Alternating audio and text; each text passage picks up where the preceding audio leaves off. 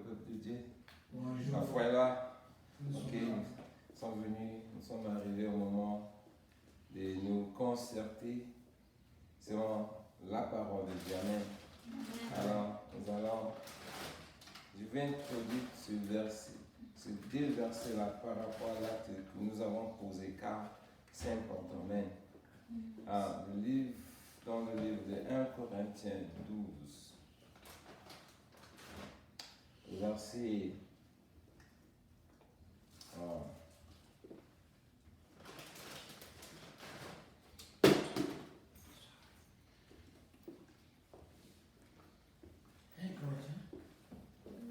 12, au lieu de 23 à 27. C'était bien, car c'est que l'acte qu'on a fait, vraiment que chacun vraiment profite de cela. Si nous gardons cela, mes frères et sœurs, Dieu va faire encore de grandes choses dans nos vies. Si nous sommes vraiment sincères. Écoutez bien ce que 1 Corinthiens 12, le verset 23 à 27 dit. Verset, tu peux aller. Je prends mes limites. Les aides au salon. Lisons la parole de Dieu de 1 Corinthiens 12, verset 23 à 27. Lisons au nom du Seigneur Jésus. Et ce que nous estimons d'être les moins honorables du corps, nous les entourons d'un plus grand honneur. Ainsi nos membres les moins honnêtes reçoivent le plus honneur, tandis que ceux qui sont honnêtes n'en ont pas besoin. Dieu a disposé le corps de manière à donner plus d'honneur à ceux qui en manquaient, afin qu'il n'y ait pas la division dans le corps, mais que les membres aient également soin les uns des autres, et que un membre souffre, tous les membres souffrent. Et si un membre souffre, tous les membres souffrent avec lui. Si un membre est honoré, tous les membres se réjouissent avec lui. Vous êtes le corps de Christ et vous êtes ses membres, chacun pour sa part. Amen. Amen. Voici, ce texte est vraiment symbolique par rapport à l'acte que nous avons posé ce soir. 12, verset 23 à 27. Amen. Donc, c'est pour dire que nous sommes tous le corps de Christ. Amen. Si vraiment nous sommes unis, nous allons voir beaucoup de choses. L'unité, l'union fait la force, comme le dit. Mais si nous sommes divisés, c'est pas bon. Si parmi nous, il y a un qui est faible, l'autre a besoin de le soutenir pour l'orienter, pour qu'il puisse vraiment s'accorder avec le reste du monde. Parce que si parmi nous, un est malade, son effet va affecter tout le monde, quand on veut ou pas. C'est ce que ça veut dire. Et puis c'est la réalité. Car si parmi nous, un spirituellement ne répond pas selon ses critères, il affecte carrément l'unité du corps de Christ. Amen. Même que vraiment chacun de nous revienne à lui-même des grâces, faisons Christ vraiment, facilitons le travail de Christ dans nos vies, car Dieu a besoin de nous pour accomplir beaucoup de choses dans la vie de ceux qui sont encore loin de lui. Car notre bonne marche avec lui va réaliser beaucoup de choses et impacter beaucoup de vies également. Amen. Alors nous allons continuer dans notre texte de ce soir. Amen. Alors nous sommes toujours dans 2 Chroniques, chapitre 7, et le verset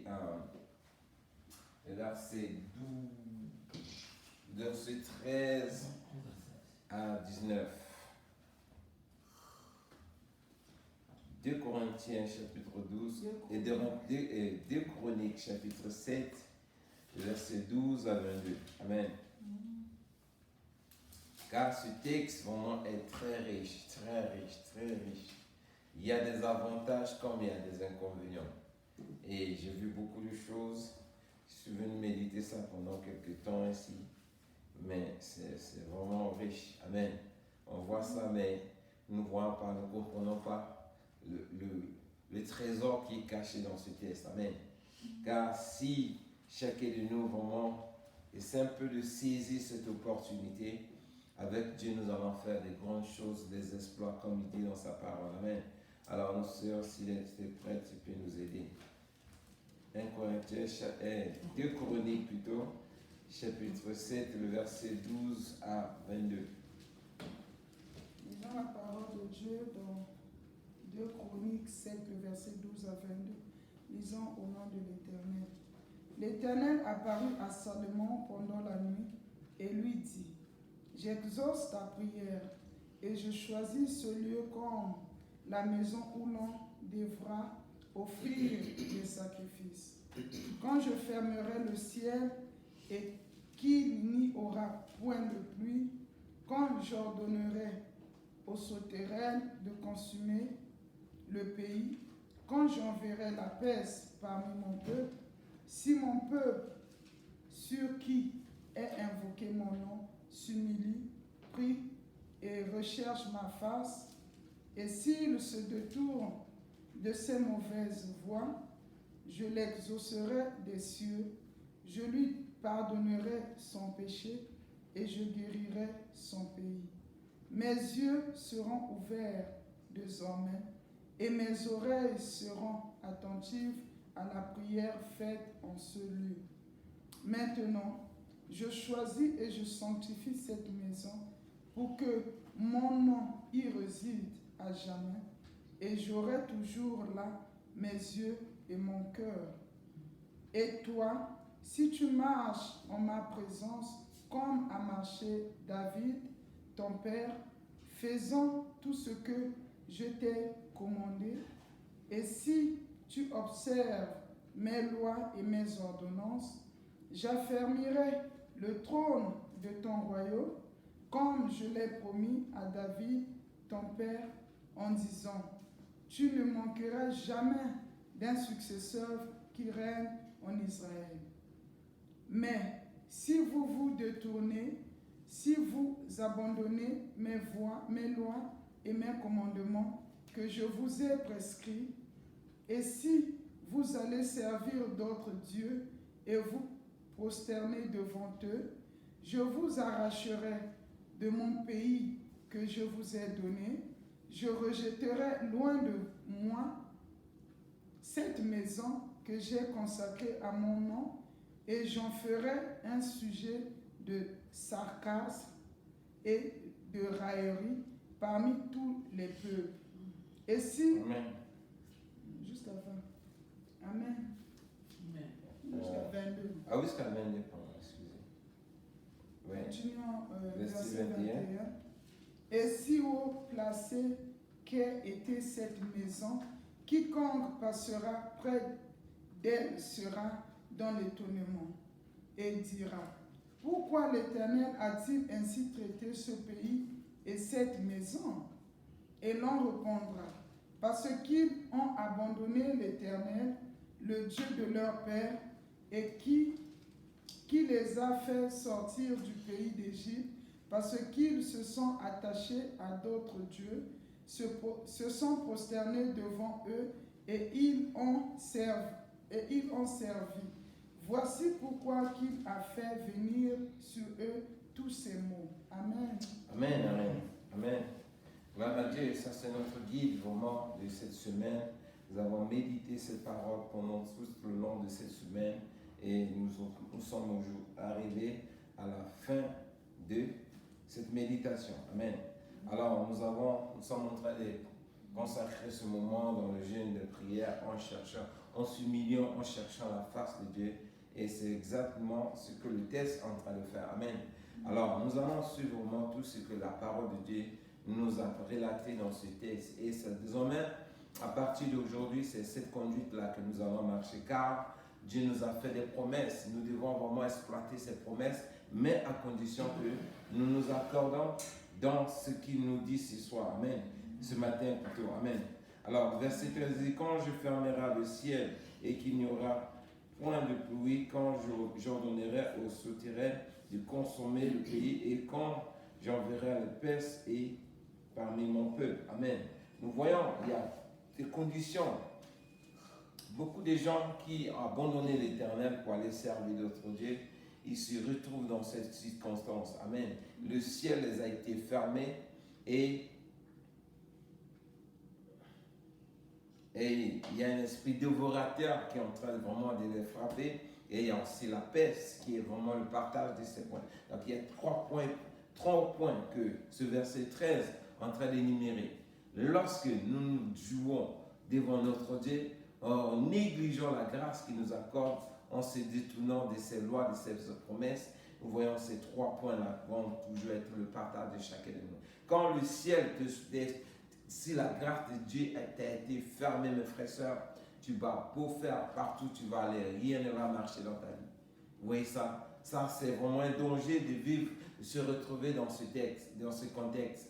Nous voulons vraiment que le ciel ne soit ouvert, car si le ciel t'est ouvert, quand tu pries, tu ouvres la bouche, Dieu va t'écouter. Mais si le ciel t'a fermé la porte, la grâce de Dieu n'est pas sous toi, ça veut dire que tu es exposé sur la voie, le règne du Satan lui-même. Or, Satan, quand tu viens dans ta vie, si tu n'es pas son disciple, il te ferme tout ce que tu vas faire, rien, même si là où tu pouvais aller vraiment, c'est-à-dire que tout le monde est à portée de sa chose, mais quand ça arrive ton tour, rien ne va marcher. Pourquoi? Parce que la faveur de Dieu t'a été fermée. Amen. Et nous allons voir l'esprit dévorateur, le peu de choses que tu vas retrouver, bien avoir, l'esprit dévorateur vient ravager cela. Pourquoi? Parce que la colère de Dieu est en train de te suivre parce que tu l'as abandonné. Nous voyons la peste.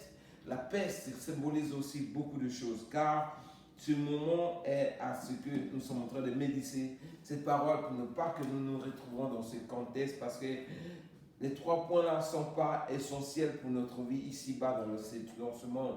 Nous devons avoir ces faveurs qui font le contraire de ces trois points, parce que si nous faisons le contraire, ça sera difficile à chacun de nous. Amen. Le verset 14, il dit ceci.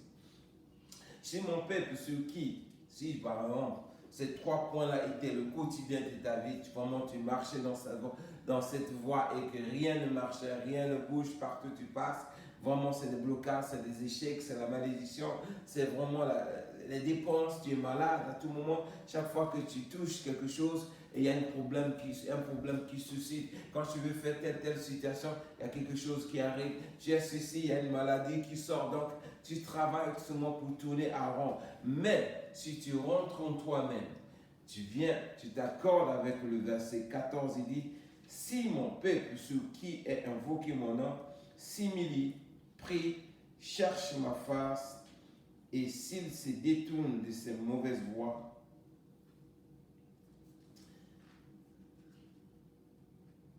je les exaucerai des cieux et je lui pardonnerai son péché et je guérirai son pays. Amen. Donc voici les points qui peuvent vraiment te détourner de ces trois malédictions-là qui peuvent régner dans la voie de la personne. Donc il y a l'humiliation devant le Seigneur lorsque tu reviens dans toi-même. Tu rentres en toi-même, tu t'humilies devant Dieu, tu pries, tu cherches la face de Dieu et si tu renonces à tes mauvaises voies. Amen. Donc nous avons le devoir vraiment de nous humilier à tout moment, car nous devons reconnaître, le Seigneur a dit, tout genou fléchira devant lui et toute langue confessera que Jésus. Donc dans tout notre quotidien, nous devons nous abaisser devant le Seigneur pour que lui-même nous relève. Amen. Car chaque situation qui arrive dans nos vies, si nous voulons nous élever, Dieu va nous abaisser. Mais si nous nous abaissons lui-même nous prend pour nous mettre là où on doit être. Pourquoi? Parce que nous devons marcher désormais dans l'humilité. C'est ce que ça veut dire. Amen. Si nous gardons l'humilité que nous avons fait lors de cette humiliation de nos corps, de nos âmes, en continuant dans la prière, en continuant à chercher la face de Dieu, en renonçant à toutes nos mauvaises pratiques, Dieu, il dit dans sa parole, il guérira notre pays, c'est-à-dire il guérira tout ce qui est à nous. Amen. Là où il y avait vraiment, où le ciel nous était fermé, là où il y avait l'esprit dévorateur, là où il y avait la peste qui frappait, Dieu va changer cela parce que nous sommes revenus, si j'étais sous ses bras, il va désormais nous accorder la grâce et ses faveurs qu'il avait promis à David. Amen. Le verset 15 ajoute ceci. Mes yeux seront ouverts désormais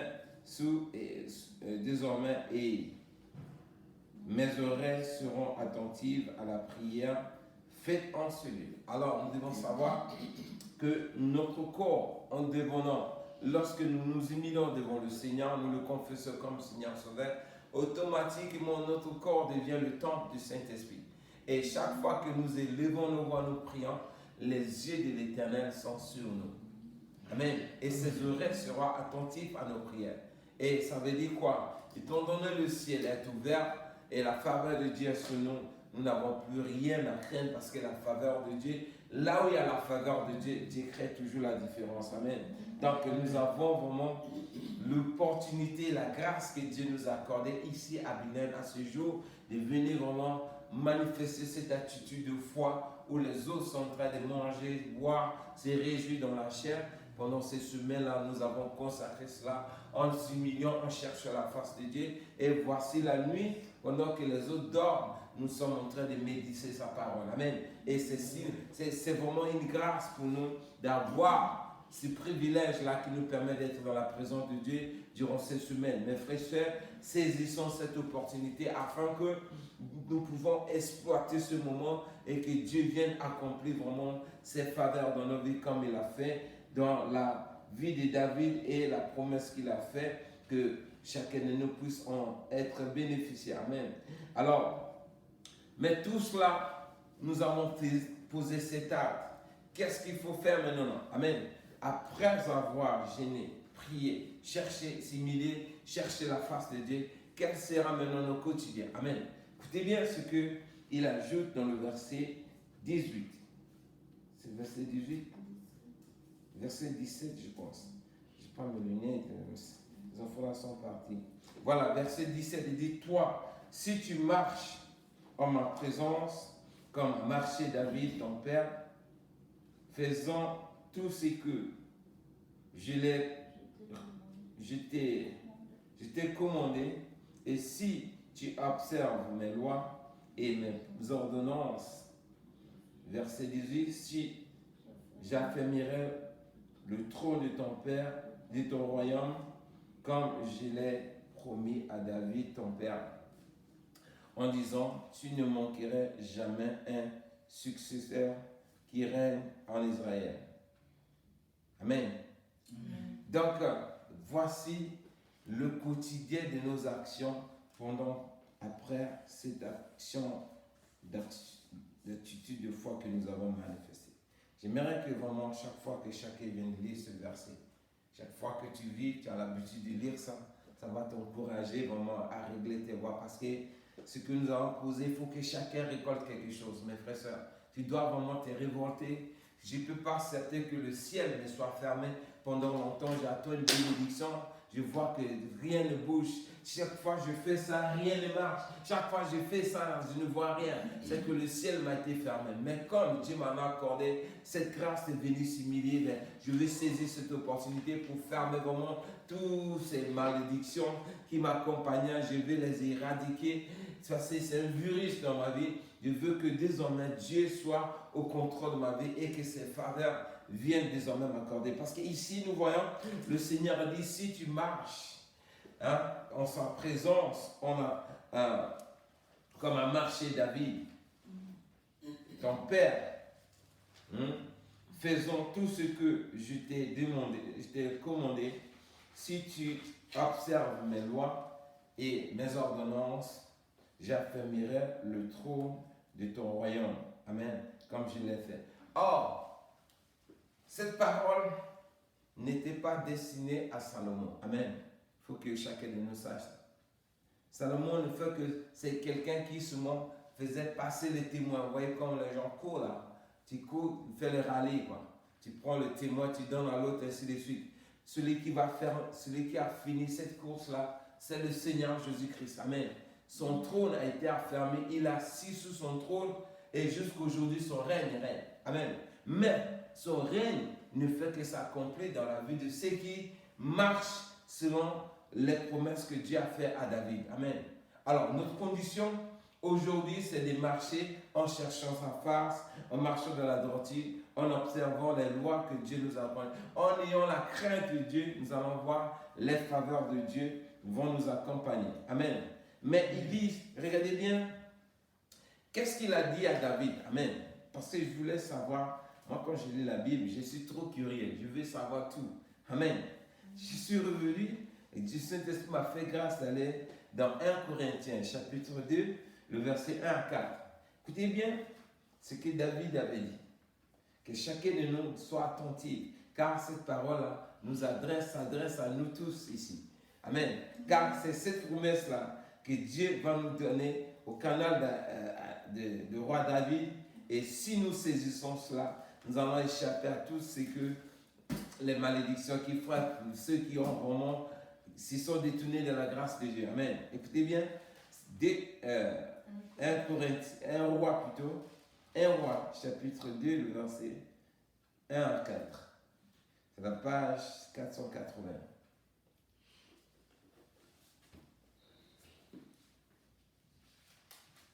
Écoutez bien, avant que David meure, avant que David ferme ses yeux, les paroles qu'il avait laissées à son fils et à chacun de nous qui vraiment confesse Jésus-Christ comme Seigneur et Sauveur. Amen. On va aller un peu vite. 1 roi, chapitre 2, le verset 1 à 4. Écoutez bien ce que David a dit. La promesse que Dieu a faite à David. Écoutez bien ce que David va nous relater cela. Lisons la parole de Dieu dans 1 roi 2, le verset 1 à 4. Ça, non. 1 à 4. Au nom du Seigneur. 1 roi 2, chapitre 2, oui. David s'approchait du moment de sa mort et il donna ses ordres à Salomon son fils en disant: Je m'en vais par le chemin de toute la terre. Fortifie-toi et sois un homme.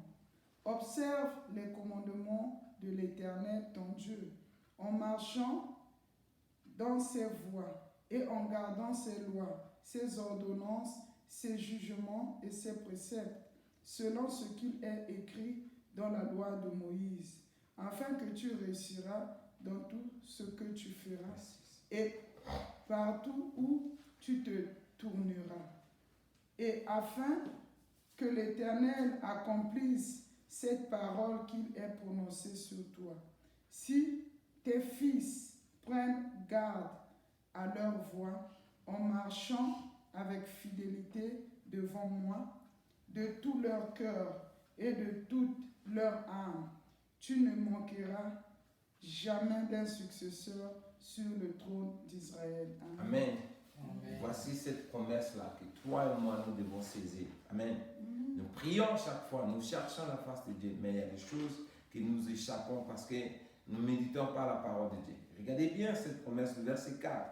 Et afin que l'Éternel accomplisse quand cette parole qu'il a prononcée sur moi, si tes fils, là il ne dit pas, là il parlait de Salomon, mais regarde ici sa chance, ça c'est maintenant le pluriel. Si tes fils, ce n'est plus Salomon lui-même, si tes fils prennent garde à leur voie en marchant avec fidélité devant moi, de tout leur cœur, de toute leur âme, tu ne manqueras jamais de successeur dans le trône d'Israël. Amen. Donc, notre devoir, c'est de marcher vraiment de tous nos cœurs, de tous nos âmes, en suivant les règles que Dieu nous a établies. Pourquoi? Parce que nous sommes ceux-là qui sont en train de passer la grâce de Dieu dans les générations qui vont venir. Amen. Alors, Jésus-Christ étant déjà, son trône étant affermi, il est déjà assis sur son trône. Mais son règne s'exerce dans tous ceux qui sont descendants de David et qui marchent dans les voies que Dieu a prescrites à David. Amen. Alors, si nous voulons que chacun de nous, lorsque nous allons quitter ce monde-là, et que nous ayons des successeurs dans nos familles, nous devons garder cette allure-là, cette grâce-là va toujours se reposer dans nos familles. Amen. Alors, si nous nous rébellions contre Dieu, c'est dangereux, mes frères et sœurs, car le verset 19, c'est un petit verset, mais je me suis retrouvé, je t'ai dit, c'est plus de 60 et quelques versets qui sont en train, des malédictions qui vont suivre celui qui va faire un demi-tour pour se détourner de la voie de l'Éternel. Amen.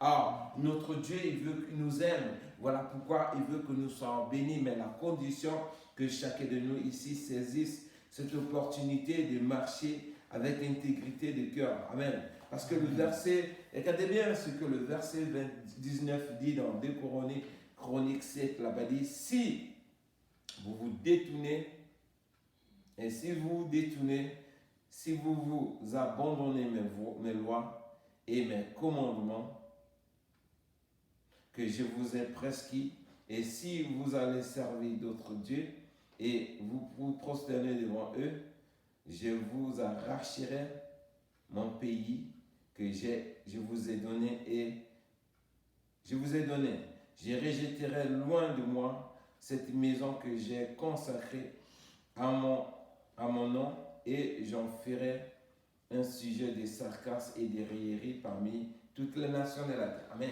Donc ça veut dire que la grâce que nous avons en Dieu n'est pas pour toujours, mes frères et sœurs. Et il faut qu'on garde cela. Notre langue doit continuer à s'allumer pour conserver cette grâce. Parce que ici, j'ai vu ça, j'ai vu ces mains. Les gens jouent avec Dieu pour rien. On ne voit pas les conséquences que nous posons souvent, les petits actes que nous posons, mais c'est très grave dans nos vies. Amen. Pourquoi? Parce qu'ici, là, il dit la personne qui va se détourner de Dieu, il va le renvoyer en Égypte. C'est-à-dire tu vas retourner dans le monde. Quand la faveur de Dieu n'est pas envers toi, tu retournes dans le monde. C'est-à-dire les malédictions qui frappaient le peuple d'Israël lorsqu'ils étaient en Égypte, c'est ce qui va. C'est-à-dire tu seras opprimé par le diable. C'est lui qui tu seras désormais son esclave. Amen. Regardez bien. C'est que Deutéronome chapitre 28. C'est trop long, mais je ne sais pas où commencer, où s'arrêter. Hein? Regardez l'étalage.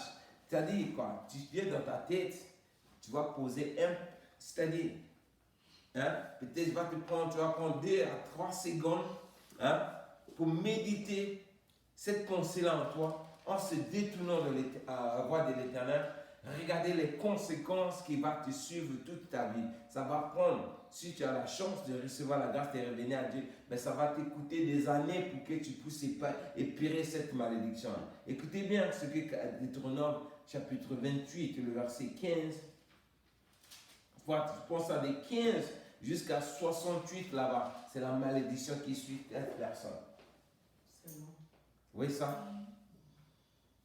Donc, vous voyez ça? Lisez ça, vous allez voir. Il faut commencer et puis on va couper après. Je vais dire, car je n'ai pas tout le temps de méditer ça. Genève 62. Regardez bien. Si tu te détournes de la voie de Dieu, hein? Vas-y. Deutéronome 28, verset 15. Conduis ça. Mais si tu obéis, à partir de combien? Verset 15. Chapitre 28, le verset 15. C'est ça. Mais si tu n'obéis point à la volonté de l'Éternel ton Dieu, si tu n'observes pas et ne mets pas en pratique tous ces commandements et toutes ces lois que je te prescris aujourd'hui, voici toutes les malédictions qui viendront sur toi et qui seront ton partage. Tu seras maudit dans la ville et tu seras maudit dans les champs. Ta corbeille et ta ruche seront maudites. Le fruit de tes entrailles, le fruit de ton sol, les portes de ton gros et de ton menu bétail. Toutes ces choses seront maudites. Tu seras maudit à ton arrivée et tu seras maudit à ton départ. L'Éternel enverra contre toi la malédiction, le trouble et la menace au milieu de toutes les entreprises que tu feras, jusqu'à ce que tu sois détruit, jusqu'à ce que tu périsses promptement à cause de la méchanceté de tes actes qui t'aura porté à m'abandonner. L'Éternel attachera à toi la peste jusqu'à ce qu'elle te consume dans le pays dont tu vas entrer en possession. L'Éternel te frappera de consomption, de fièvre, d'inflammation, de chaleur brûlante, de séchement, de jaunisse et de gangrène qui te poursuivront jusqu'à ce que tu périsses. Le ciel sur ta tête sera d'airain et la terre sous toi sera de fer. L'Éternel enverra la pluie à ton pays, de la poussière et de la poudre. Il en descendra du ciel sur toi jusqu'à ce que tu sois détruit. L'Éternel te fera battre par tes ennemis. Tu sortiras contre eux par un seul chemin et tu t'enfuiras devant eux par 7 chemins. Et tu seras un objet d'effroi pour tous les pays de la terre, tous les royaumes de la terre. Ton cadavre sera la pâture de tous les oiseaux du ciel et des bêtes de la terre, et il n'y aura personne pour les troubler. L'Éternel te frappera de l'ulcère d'Égypte, d'hémorroïdes, de Galles et de teigne, dont tu ne pourras guérir. L'Éternel te frappera de délire, d'aveuglement, d'égarement d'esprit, et tu tâtonneras en plein midi, comme l'aveugle dans l'obscurité. Tu n'auras point de succès dans tes entreprises, et tu seras tous les jours opprimé, dépouillé, et il n'y aura personne pour venir à ton secours. Tu auras une fiancée, et un autre homme couchera avec elle. Tu bâtiras une maison, et tu ne l'habiteras pas. Tu planteras une vigne, et tu n'en jouiras pas. Ton bœuf sera égorgé sous tes yeux, et tu n'en mangeras pas. Ton âme sera enlevée devant toi, et on ne te le rendra pas. Tes brebis seront données à tes ennemis, et il n'y aura personne pour venir à ton secours. Tes fils et tes filles seront livrés à un autre peuple. Tes yeux le verront et languiront tous les jours après eux, et ta main sera sans force. Un peuple que tu n'auras point connu mangera le fruit de ton sol et tout le produit de ton travail, et tu seras tous les jours opprimé et écrasé. Le spectacle que tu auras sous les yeux te jettera dans le délire.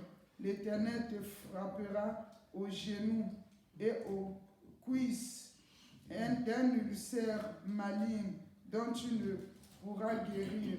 Il te frappera depuis les plantes du pied jusqu'au sommet de la tête.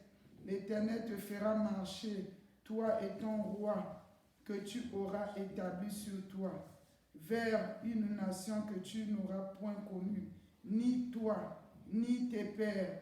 Et là, tu serviras d'autres dieux, du bois et de la pierre. Et tu seras un sujet d'étonnement, de sarcasme et de raillerie parmi tous les peuples chez qui l'Éternel te mènera. Tu transporteras sur ton champ beaucoup de semences, et tu feras une faible récolte, car les sauterelles te dévoreront. Wow. Tu planteras des vignes, et tu les cultiveras, et tu ne boiras pas de vin, et tu ne feras pas de récolte, car les vers les mangeront. Tu auras des oliviers dans toute l'étendue de ton pays, et tu ne oindras pas d'huile, car tes oliviers tomberont. Tu engendras des fils et des filles, et ils ne seront pas à toi, car ils iront en captivité. Les insectes prendront possession de toutes tes arbres et du fruit de ton sol. L'étranger qui sera au milieu de toi s'élèvera toujours plus au-dessus de toi, et toi tu descendras toujours en plus bas. Il te prêtera et tu ne lui prêteras pas. Il sera la tête et tu seras la queue. C'est long, hein? Oui, tu vois, à cause d'un petit geste. Amen. Amen. Écoutez bien maintenant le verset 68 Je vais finir avec le verset 68. Suivez le verset 68. Et lisez ça à la maison. 68 même. Et l'Éternel te ramènera sur des navires en Égypte, et tu feras ce chemin dont je t'avais dit. Tu ne le reverras plus. Là, vous vous offrez en vente à vos ennemis, comme l'esclave et comme servante, et il n'y aura personne pour vous acheter. Amen. Vous voyez ça là? À cause d'un petit verset, si vous vous détournez de l'Éternel. Quand on se détourne de Dieu, vous voyez ici, nous sommes en Amérique, beaucoup de gens sont en train de vivre ça. Où nous sommes en Amérique, où il y a l'abondance, où les gens peuvent se réjouir, mais regardez, on travaille, on n'arrive pas.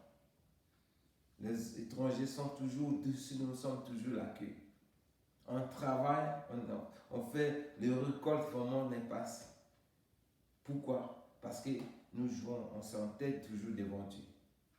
Lisez ça bien quand vous serez bien, de 28 jusqu'à 68 là. Et vous allez voir. Et ce verset-là, ça applique beaucoup en Afrique, c'est ce qu'on voit. On a les produits sur le sol, les étrangers viennent arracher ça devant nos yeux. On est là en train de voir. Pourquoi? On a abandonné l'Éternel, on a abandonné ses voies. Amen. Or, si vraiment ce que nous sommes en train de faire, nous gardons vraiment la grâce, cette grâce que Dieu nous fait, de découvrir ce trésor et de garder ça, d'embrasser ça, de marcher sous les conseils que notre Père David nous a conseillé là-bas, mes frères et sœurs, toutes ces malédictions, on n'aura pas la faire sur nous. Car nous voyons à la fin, il dit quoi, ce que la sœur vient de dire? Il dit, il va retourner en Égypte par le navire. Là-bas, personne ne pourra venir te délivrer. Le Seigneur, comme est venu, t'a délivré et que tu n'as pas voulu saisir l'opportunité, tu retournes dans le monde. Là-bas, c'est fini pour toi. Il n'y aura personne pour te racheter. Car le sang de Jésus ne pourra plus te racheter là-bas parce que tu as fermé toi-même la porte de la grâce. Vous voyez ça? Donc, soyons vraiment, mes frères et sœurs, faisons attention à notre vie. Nous récoltons les conséquences de nos actions. Nous travaillons où il y a des faveurs de Dieu, mais le fait de se détourner, de faire contour, et ça ouvre la porte à toutes ces malédictions. Au moment où on devait rentrer en position et certains avantages, ça est en train de nous échapper.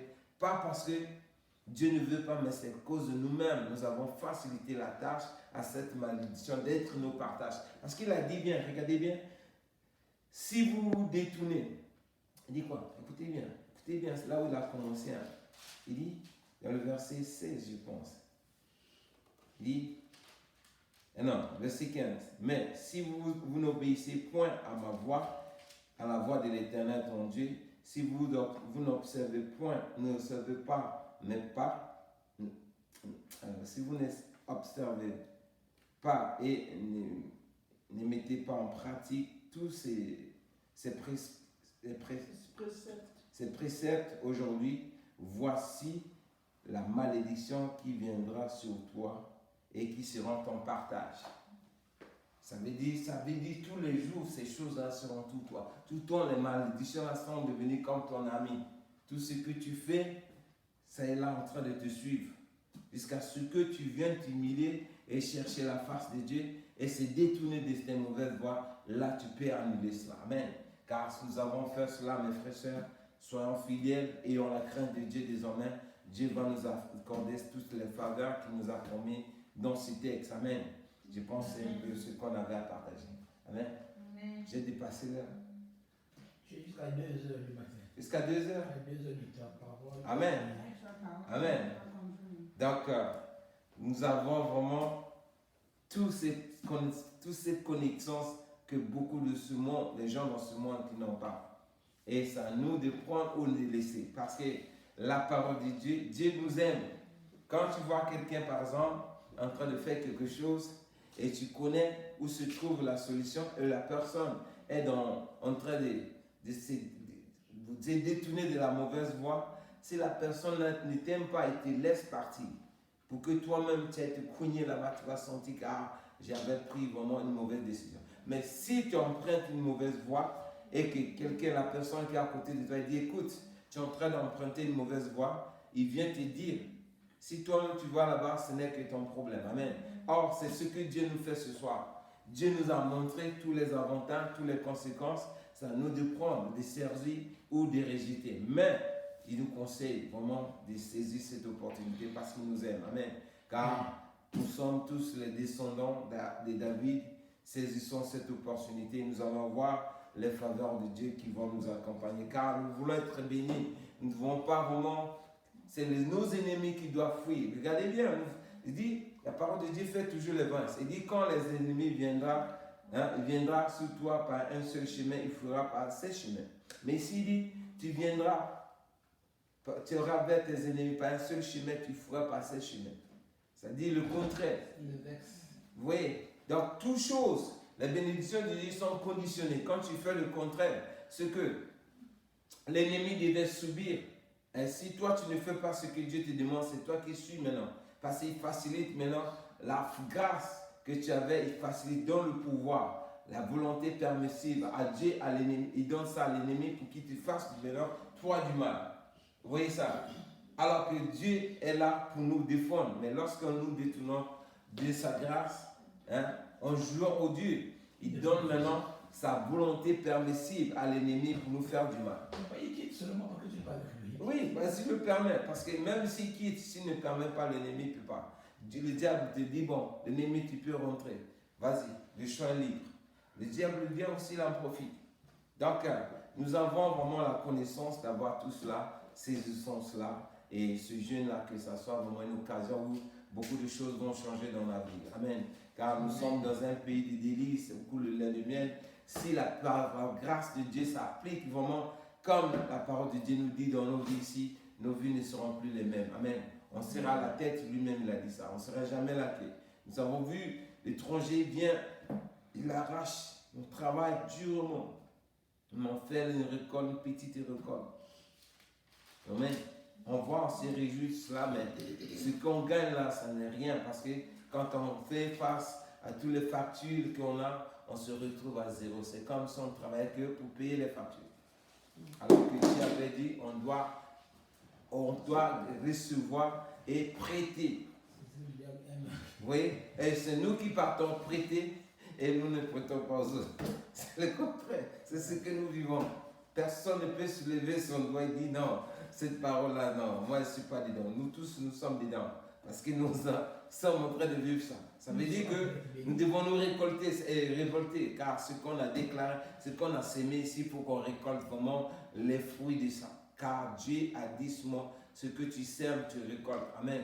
Comme nous avons sémé la justice, nous allons récolter la justice. Mais appliquons-nous maintenant à marcher dans cette voie. Dieu va se glorifier dans nos vies. Amen. Donc, c'est ce qu'on avait à partager ce soir. Que Dieu bénisse sa parole. Amen. D'accord. Père éternel, je veux encore te remercier pour cette parole. Merci Yahweh pour tes instructions, pour ta parole que tu nous donnes ce soir. On âme te loue, te bénis, t'adore Père parce que tu nous as aimés. Tu nous conseilles parce que tu ne veux pas Yahweh qu'on puisse aller cogner les murs Père et subir mon Dieu les conséquences de nos actions. Mais ta grâce nous suffit, voilà pourquoi tu nous donnes mon Dieu ta parole pour nous éclairer, pour nous pousser à nous détourner de toutes les voies qui peut nous enfoncer mon Dieu dans la confusion, dans les situations confuses. Merci encore Seigneur pour cette parole que tu nous accordes ce soir. Nous te bénissons encore ce soir, nous te rendons gloire au nom du Seigneur Jésus-Christ de Nazareth. Amen. Amen.